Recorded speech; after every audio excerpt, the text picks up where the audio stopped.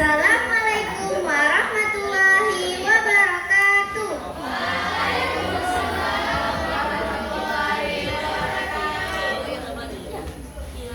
Perkenalkan, nama saya Syakira Janeta. Kali ini saya akan menyampaikan sebuah kisah yang berjudul Timun Mas.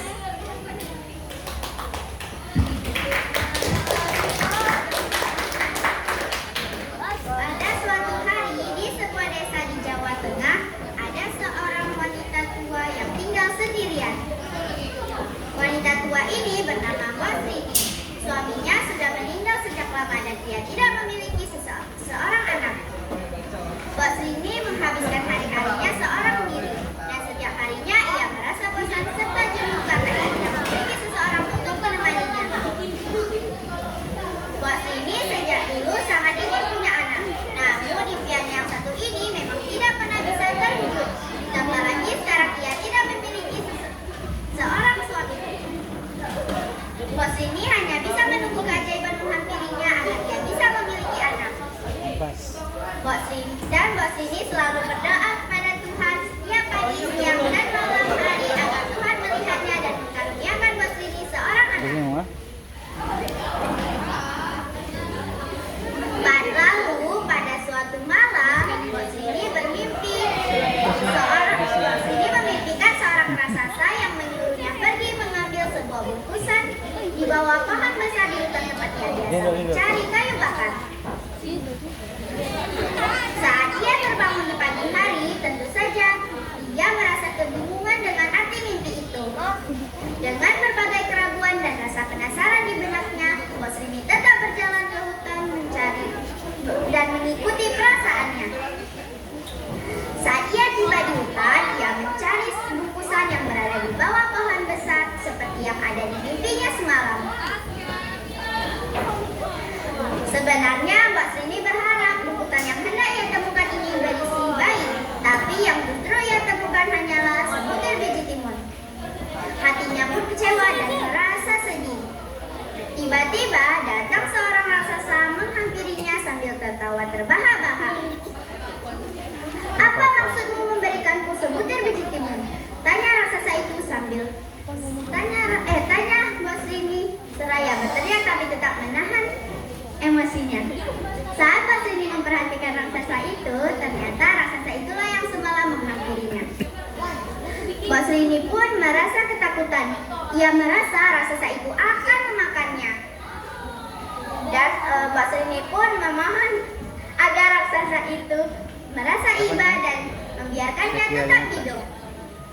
"Tenang, jangan takut, aku tidak akan memakanmu, wanita tua," ucap raksasa itu. Ternyata raksasa itu meminta Mbak Srini untuk menanam biji timun yang ia berikan. Katanya ia akan dihadiahkan seorang bayi jika ia menanamnya.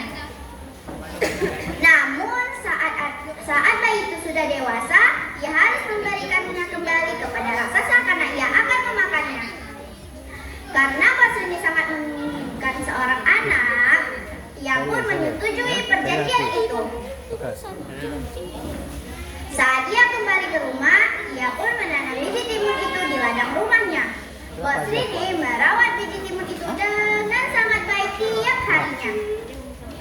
2 bulan kemudian, tanaman itu pun mulai berubah. Tanaman timun itu hanya berbuah 1. Dan hari demi hari, buah timun spesial ini menjadi semakin besar, bahkan lebih besar daripada buah timun pada umumnya. Warnanya pun menunjukkan warna kuning keemasan yang terlihat sangat cantik. Saat buah timun itu sudah sangat besar, Mbak Srini pun memetiknya.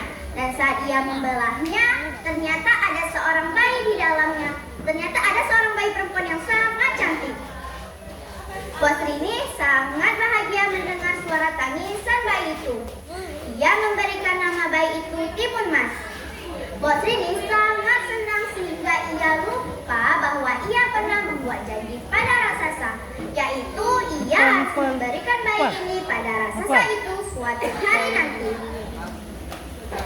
Mbak Srini membesarkan Timun Mas dengan kasih sayang dan kesabaran. Timun Mas tumbuh menjadi perempuan yang cantik, baik, serta sangat cerdas. Lalu pada suatu malam, Mbok Srini kembali bermimpi didatangi raksasa. Raksasa itu memberikan pesan bahwa dalam waktu seminggu ia akan menjemput Timun Mas. Ternyata sejak saat itu Mbok Srini sering termenung dan sedih sendirian. Ia terus memikirkan bahwa ia akan berpisah dengan anaknya yang sangat ia sayangi. Terkadang air mata jatuh ke pipinya tanpa ia sadari. Ternyata Timun Mas sering memperhatikan ibunya yang sedih ini.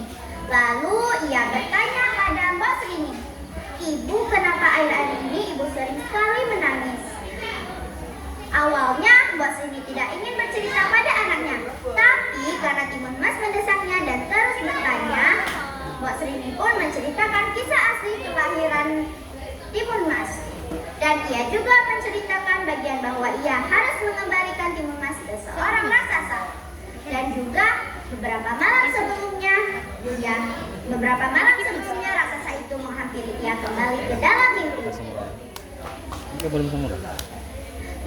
Timun Mas pun merasa sedih.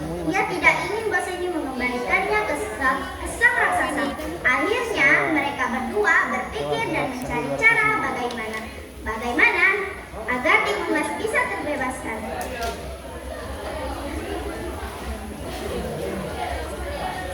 Di hari Timun Mas harus dikembalikan, tiba-tiba Mbok Srini terpikir sebuah cara. Ia meminta Timun Mas berpura-pura sakit agar raksasa itu tidak ingin memakannya. Beruntung cara itu cukup berhasil untuk mengulur waktu. Raksasa itu akan kembali saat Timun Mas sudah sembuh. Sebelum raksasa itu datang kembali, Mbok Srini memikirkan bagaimana cara agar anaknya bisa terbebaskan. Paginya Mbok Srini bertemu seorang petapa di gunung.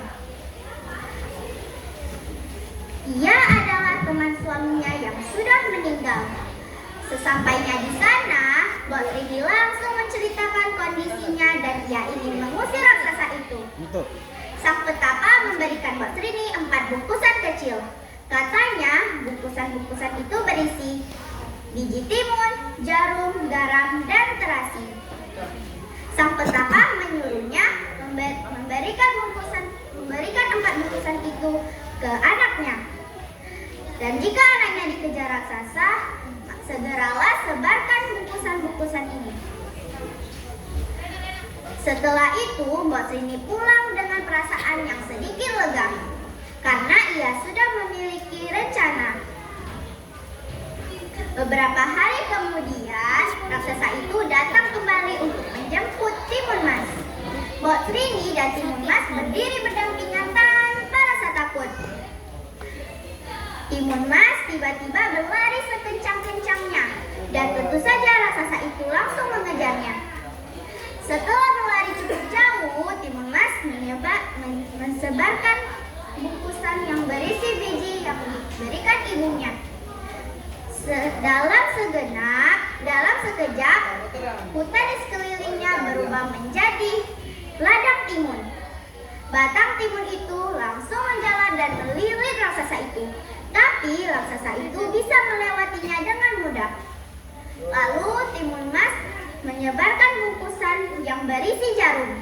Seketika hutan yang dilewatinya berisi bambu runcing. Tapi raksasa itu tetap bisa melewatinya walau ia sudah berdarah-darah. Lalu Timun Mas menyebarkan bungkusan yang berisi garam.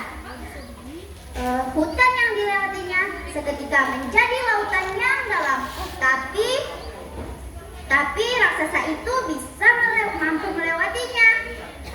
Ia pun mengeluarkan bungkusan yang terakhir. Ia berharap ini bisa berhasil. Lalu ia menyebarkan bungkusan yang berisi terasi. Dalam sekejap hutan yang ia lewati berubah menjadi lautan lumpur. Raksasa itu tidak mampu melewatinya. Ia tenggelam di dalam lautan lumpur itu. Lalu Timun Mas pun merasa bahagia dan mereka hidup bersama lagi bersama Mbak Rini. Sekian cerita dari saya.